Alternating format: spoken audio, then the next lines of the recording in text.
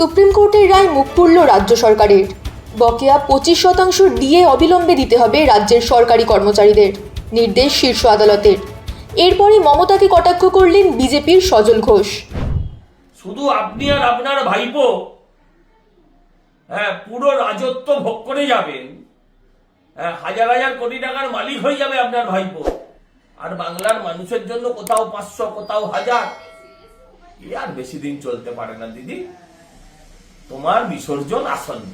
তবে বিতর্কিত মন্তব্য করে বসলেন সজল ঘোষ।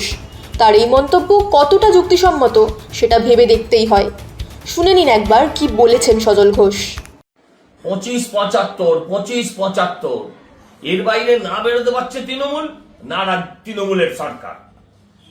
আবার দ্বিতীয়বারের জন্য সুপ্রিম কোর্ট নির্দেশ দিলেন 25% ইমিডিয়েট দিতে হবে, এবং তার কমপ্লিশন সার্টিফিকেটও মে মাসের 15 তারিখের মধ্যে দিয়ে দিতে হবে।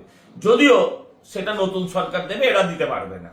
উনি সরকারি কর্মচারীদের কুকুরই বলেন, মুখে বিস্কুট ছোড়ার মতন 4% দিয়ে বাড়িয়েছেন ভালো কথা, কিন্তু সবার আগে যেটা ওদের কেড়ে রেখেছেন, চুরি করে রেখেছেন, সেই ডিএটা 25% ইমিডিয়েট এবং 75% বাকিটা ইমিডিয়েট দিয়ে দিন। এটা দিতেই হবে আপনাকে, না দিয়ে আর কোনো উপায় নেই।